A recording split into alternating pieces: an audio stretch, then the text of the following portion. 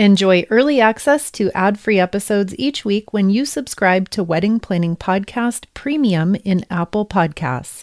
Enjoy the show. I got so many responses and follow-up questions after our wedding etiquette show that's dated September 11th, just a few weeks back, which is great because I love it when you're in touch with your questions and your thoughts.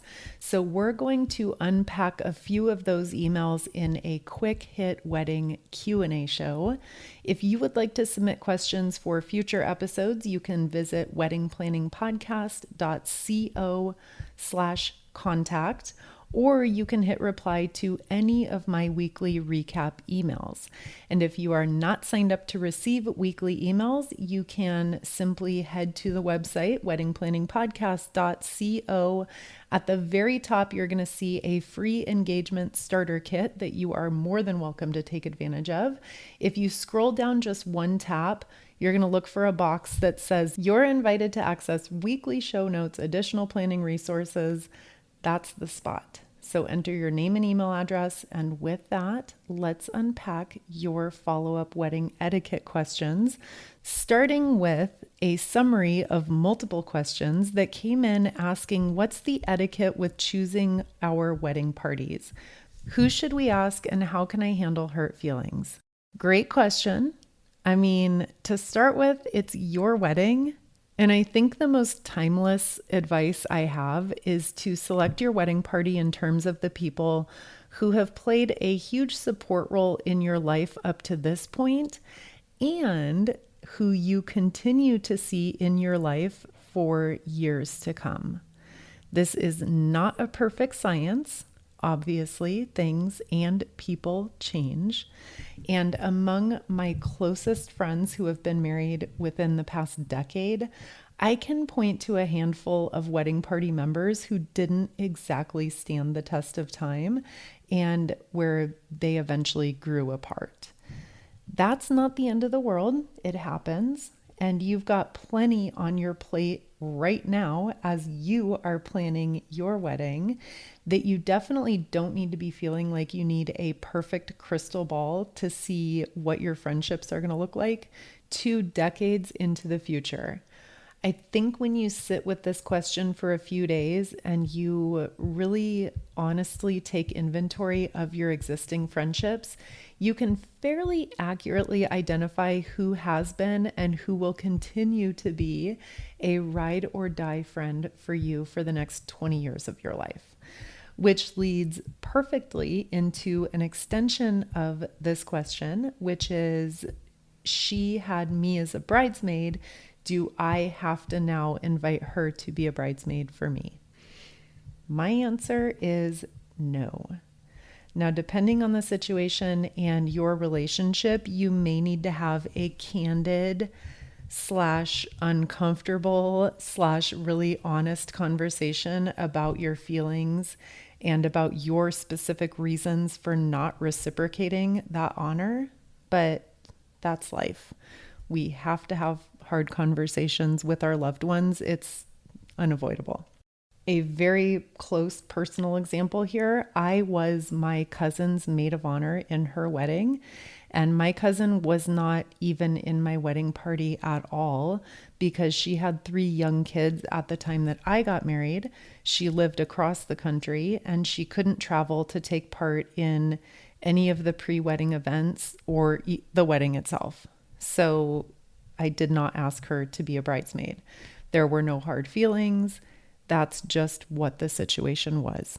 Sometimes we spend a lot of time spinning our wheels and going deep down rabbit holes of trying to over-explain ourselves, when in reality, just outlining the actual reason in an honest way is really all you have to do. And one more question still on the topic of wedding parties. What about paying for hair and makeup? Whose responsibility is this?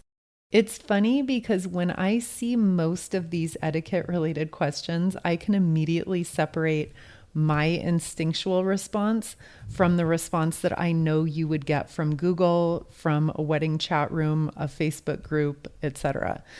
And since it's my podcast, we're going to go with my answer, which is my opinion on hair and makeup is that if you are offering professional hair and makeup as optional, then you can also ask that each bridal party member pays for her own hair and makeup. So in other words, if you're giving people the choice to either do it themselves or to take advantage of a professional service, and they choose to do the professional service, then I think it's okay to make it clear that you will not be paying for that and that that cost is their responsibility. Now, on the flip side of this, if you are mandating, and that's really kind of a harsh word, but I think you get the point. If you are not making it optional and you are mandating that the bridal party all have their hair and makeup done professionally, then that to me is a very different situation. And that to me is your bill to pay. Will everyone agree with me on this? No, much like anything else we talk about on this show, and that's totally fine, but that's just the way that I see it. Okay, switching gears, how about inviting select kids? Having a no kids or a kids-free wedding, adult-only wedding, this is all a very, very hot topic, and I would recommend being really careful with inviting select kids. In most cases, in terms of inviting children to a wedding, I say it's all or nothing. Either everyone's kid can come or no one's kid can come. Of course, as with everything, there are always special situations and exceptions when we're talking about immediate family, breastfeeding infants who can't be away from mom for an entire day, and a million more nuanced situations.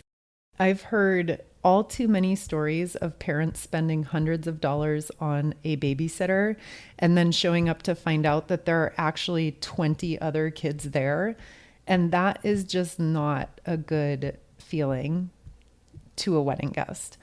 As a parent myself, I would be really, really annoyed to find out that some kids were fine to be there, but apparently mine were not. Unless it was a very special circumstance. And again, I'm not going to outline a million what ifs and when it's okay and when it's not okay here. But for a blanket simplified answer, I would be careful inviting select children. And I would say best to lean to an all or nothing policy in terms of having kids at the wedding. Okay, next one. Our ceremony chapel is tiny. Is it okay to invite a larger group to the reception? I say yes. I think that's totally fine. In a perfect world, there would be plenty of room for everyone at both events. But as we all know, reality is not always perfect. You will definitely need to find a way to very clearly delineate who is invited to what. And you can do this either via your wedding website or by segmenting your physical invitations and making sure that the distinction is crystal clear. I know that lots of wedding website builders do give you the ability to invite select guests to select events and to RSVP for those right on your website. So that would be a perfect way of managing this situation. And next up on our etiquette Q&A, what's the etiquette surrounding sending thank you notes? How long do we have? This is another funny one that jumps to my mind because some online sources say you have 1 year to send your wedding thank you cards. 1 year is a really long time. Please do not wait a year. I would personally say 2 to 4 weeks max, because when I think about it, what is waiting longer than a month really going to accomplish? The wedding is over, your planning responsibilities are done. Sitting down for a few minutes each day to express your gratitude to the people who you love most in the entire world, that, in my book, that should not be a huge chore. It should be joyous, it should be fulfilling. So carry your thank you cards along with you during the day, take them to work on a few during breaks. at work, at school, while you're in the waiting room at the dentist's office, for a few minutes in the morning over coffee, or in the evening over a glass of wine. I can relate to it not sounding completely appealing to spend 4 hours on a Saturday writing out 100 thank you cards. That sounds like it would be pretty exhausting. So break it down into a few a day over the course of a couple weeks and you'll be done. And then somewhat related, while we're on thank you notes, make sure that you have a system for keeping track of who sent what as you're opening gifts and receiving packages in the mail in the months and the weeks leading up to your wedding. Because if you don't keep on top of that, otherwise sending proper thank you notes becomes a lot more work and backtracking than is necessary. And then our final etiquette question, and a bunch came in on this topic, is related to a dress code or special attire requests. Is it okay to ask our guests to dress in a certain theme or certain colors? I don't see any problem with making a fun suggestion in terms of a theme or colors, but I do see a problem with being upset if not every single person actually complies with your suggestion. So if you ask people to wear tropical shirts to your welcome party and Uncle Lou shows up in a button-down shirt and tie, you're just going to have to get over it. It's your wedding celebration. It's not Catholic grade school. And full compliance with any dress code that you propose is probably not going to happen. In the rare, very rare situation where your venue does have a non-negotiable dress code, this does exist, believe it or not, still in this day, such as men in suits, ladies in dresses. And I'm thinking of the Detroit Athletic Club and the fancy hotel on Mackinac Island for any fellow Michigan listeners. If that is your very rare situation, then you're going to need to approach that very differently. But again, that's a very rare exception. Okay, that wraps it up for today. Thank you so much for joining me. I do have an open door for your wedding questions. You can find me at weddingplanningpodcast.co/contact. I would love to hear from you. I hope you have a great rest of your week, and we'll meet here again next week, same time, same place.